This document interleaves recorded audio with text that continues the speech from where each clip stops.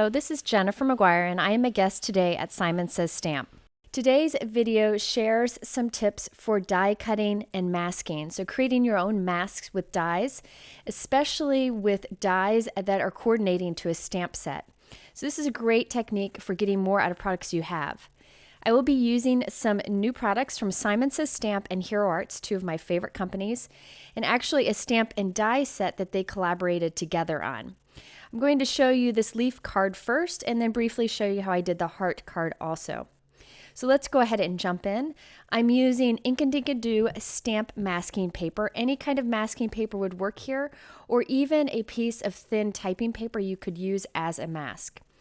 I have the new Simon Says Stamp Stitched Grand Maple die.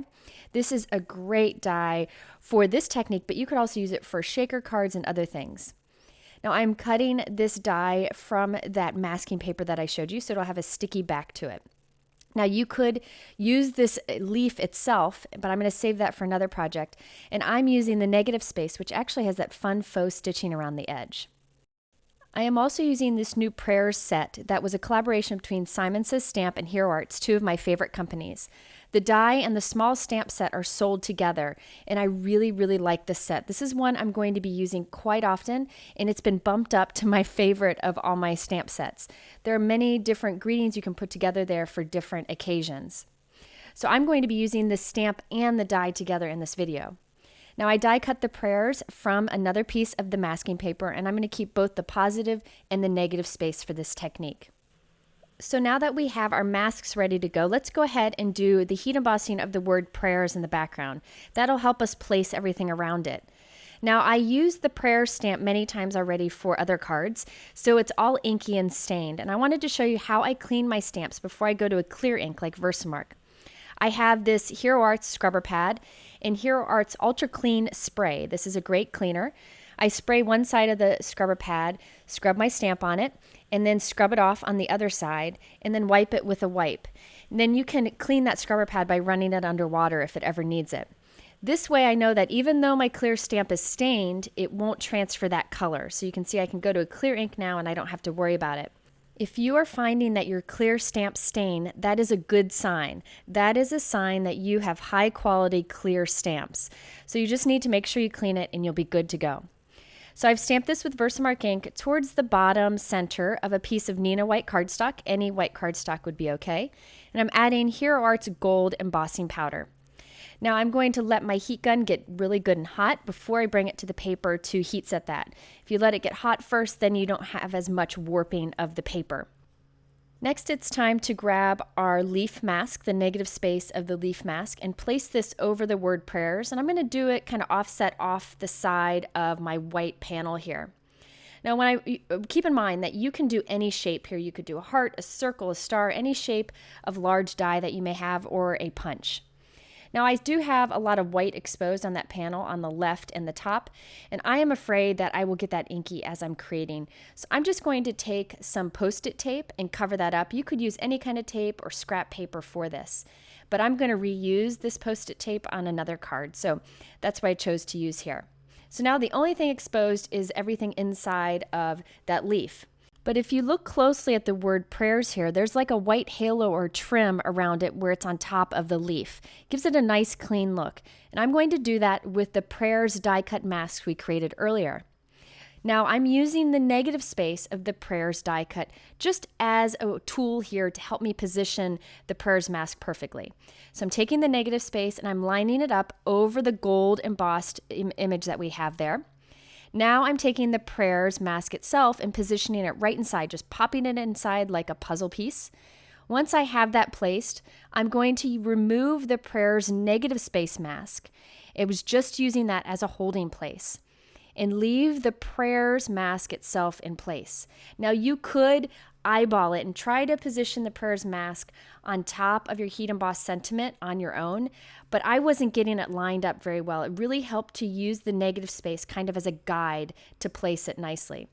So now I am removing the negative prayers die cut mask and leaving just the word prayers itself on top.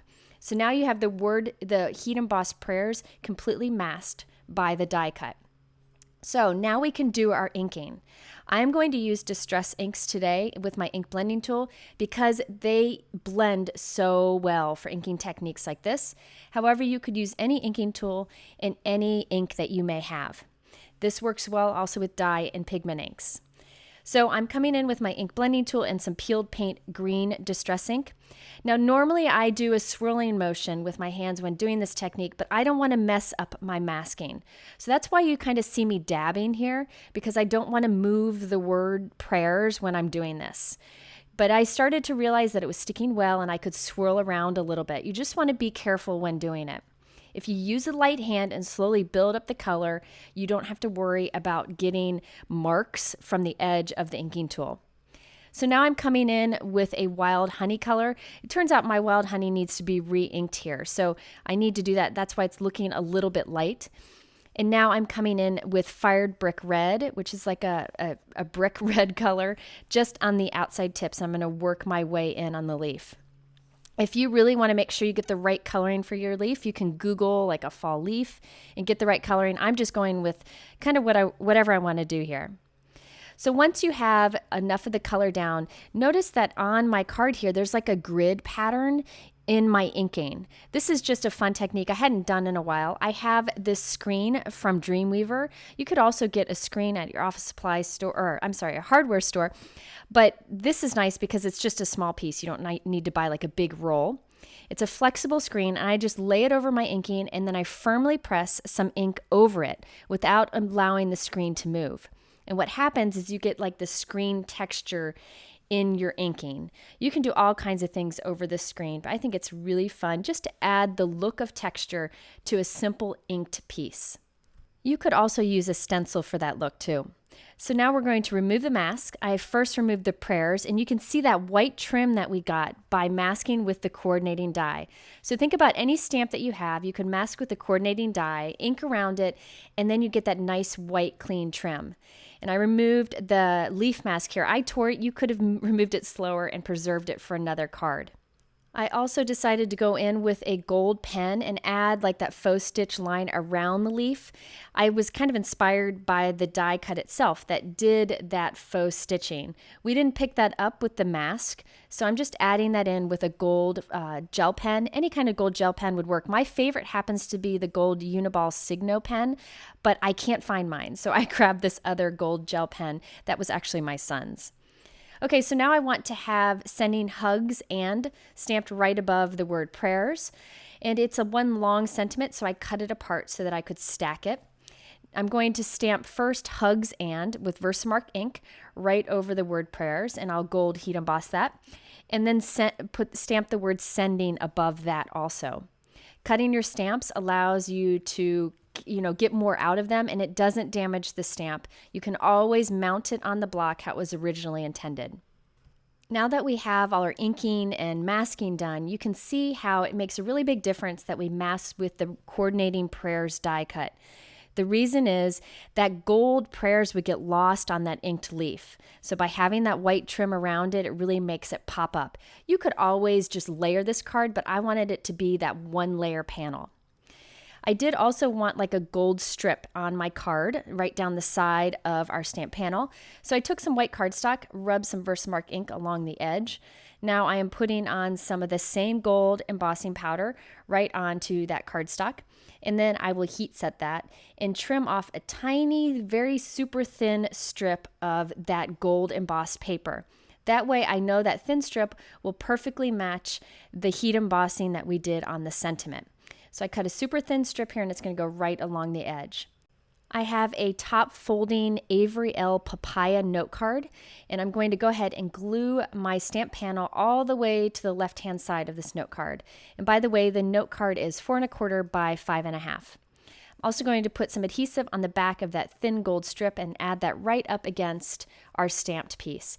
I think adding these super thin pieces like these little strips, is a great way to use up scraps and also just giving a nice defined edge, a nice finishing touch without adding much bulk. So this is pretty much a one layer card. Okay, so now that we've done this card, I just want to briefly show you bits and pieces of another example. It's done much the same way, but I wanted to show you the few things that are different. I have the word prayers heat embossed with silver embossing powder this time from Hero Arts. I have a large heart die cut that I masked, and this die set is from Memory Box. I'm going to go ahead and mask off around this too with some more of the Post-it tape. I tend to be kind of messy, so I want to make sure I have enough masked off. This time I am using distress inks in the Picked Raspberry, Abandoned Coral, and Ripe Persimmon colors. So it's like a pink, a coral, and more of like a bright orange. And again, you don't want to be too firm here. The lighter you apply the color, the less chance you have of messing up your mask, and the less chance you have of having like defined hard edges from the inking tool. So start light and keep working light and just keep going and building up the color until you get the darkness you want and the blending that you want. I also decided to use the little hearts from inside that prayer stamp set to stamp some hearts along this. And I'm using some Hero Arts Ultra Pink ink here, but you could use any ink. I could have used the Picked Raspberry from Distress Ink there. I am again using the screen to add that little bit of texture to put more ink on top of it. Be sure to clean it between the cards because the ink does stay on the screen. I just run it under water and have no problem. Then I can remove my mask, and once again we have that white trim around our prayers embossed word. Now here's a little trick I just wanted to show you real quick. If you have a hard time stamping a clear sentiment that's small towards the center of the card, getting it straight, use a T-ruler. Just set your T-ruler up where you want it to be and leave it there while you do your stamping right up against the edge of the T-ruler. It works great and it helps me make sure that everything is lined up nicely.